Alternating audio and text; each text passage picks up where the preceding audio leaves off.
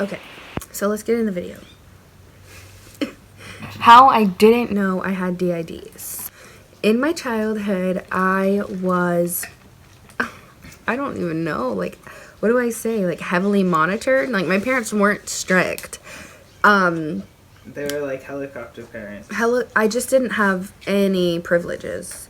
So, I mean, I went to school. And if I went to school, I either got a ride from my mom, which was always super triggering and the worst. And they thought they were doing me a favor, but it was actually, I would rather walk any day. Or I would walk. I think you should also say that this isn't just like normal helicopter parents. This is like terrifying. Well, okay, so I was being treated like maybe a slave on a chain. Yeah, I feel like helicopter's almost too nice. Yeah, so I don't know how to explain it, but my childhood was heavily monitored. Like, people these days make so many TikToks about Life 360 and how their parents are infringing on their privacy, and I'm just like, bro, I wasn't even allowed to go anywhere. I didn't need Life 360. They never would have needed to know where I was. I was not allowed out of the house. So I would go out of the house, obviously, for school, but I had to walk. I wasn't allowed out of the house until, like, almost 10 minutes before school started, so, like, I couldn't go anywhere but school unless I wanted to be late. And when you're late, we got calls home from teachers, so my parents knew. So I had to get to school.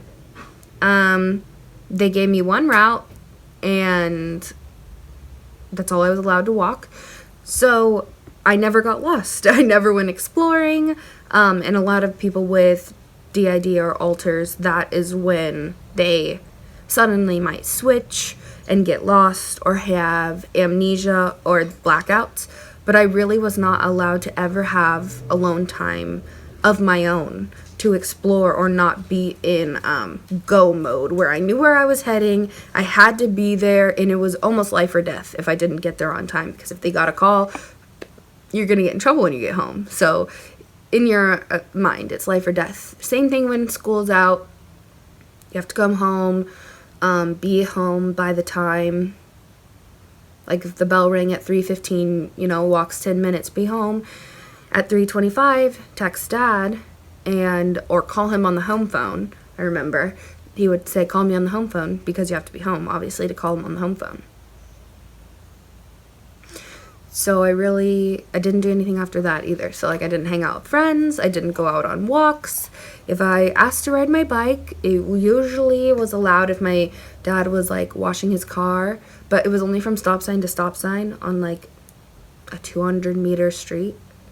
I mean, I was just very sheltered and watched all of the time. So I really only had alters for their purpose.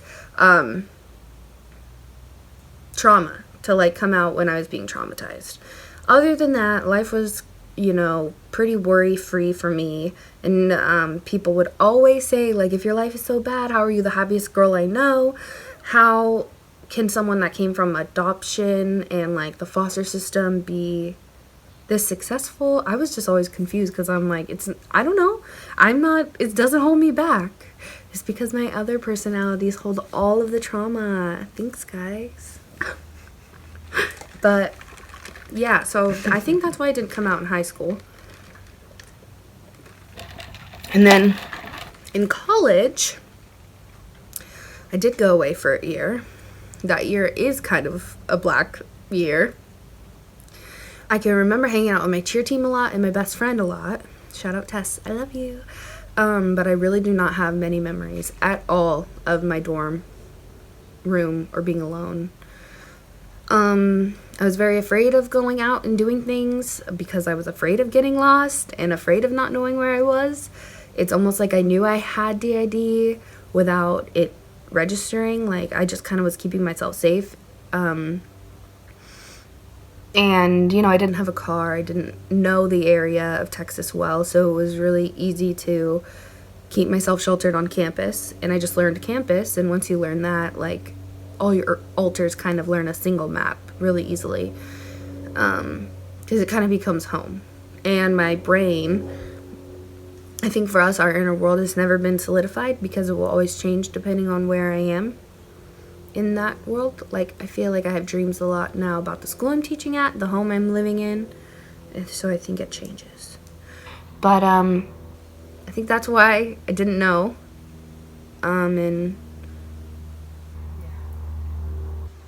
my first year of college, then in my first really long relationship, I had a lot of behavioral switches that I honestly couldn't.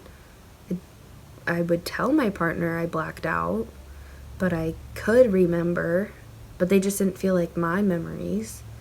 And I don't know, I was so ashamed because I would tell them, like, I have no idea what just happened. Like, I throw a lamp at them, it breaks, and then I say, oh, what?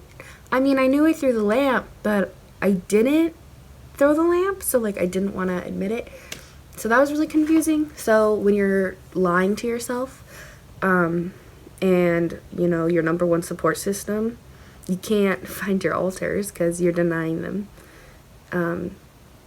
validation. And I think a big part of that is our society and Western cultures we're not taught how to meditate. We don't think it's important.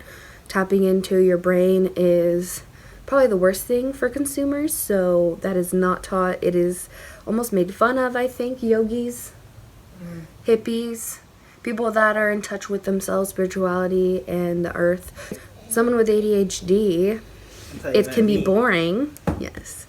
It can be boring to do meditation. And also, when you don't know you have alters, and your mind goes all these different ways, and it can just feel like a headache, it's shit coming up that you've never dealt with, and people tapping into the body because you're finally relaxed enough, coming out in the world and seeing, oh my god, what the fuck is this? I don't live here. What is this? And then it's just uncomfortable. So, the first thing is, if you've gone through childhood trauma, just imagining the scenario that you could have alters and being comfortable with that.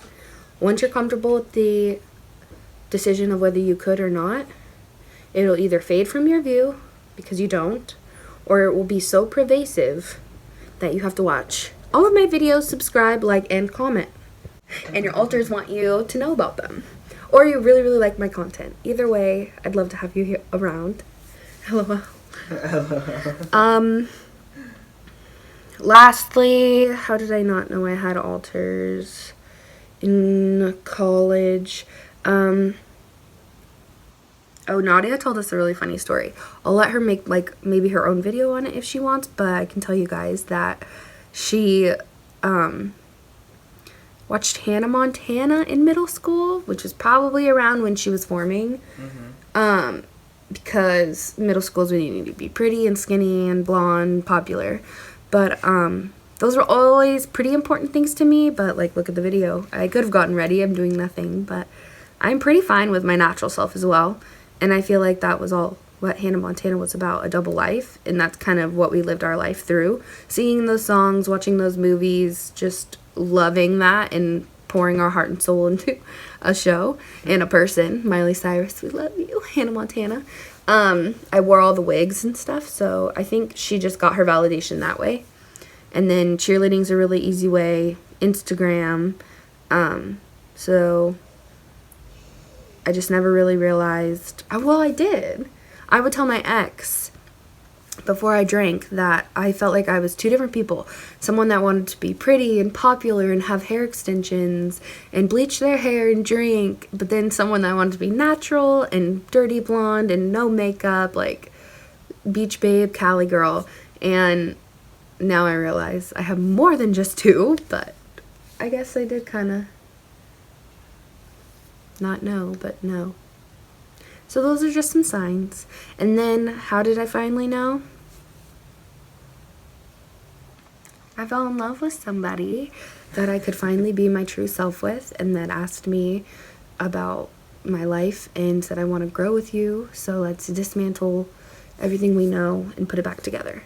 And that's kind of how we found everybody, because we dismantled everything. We got me professional help.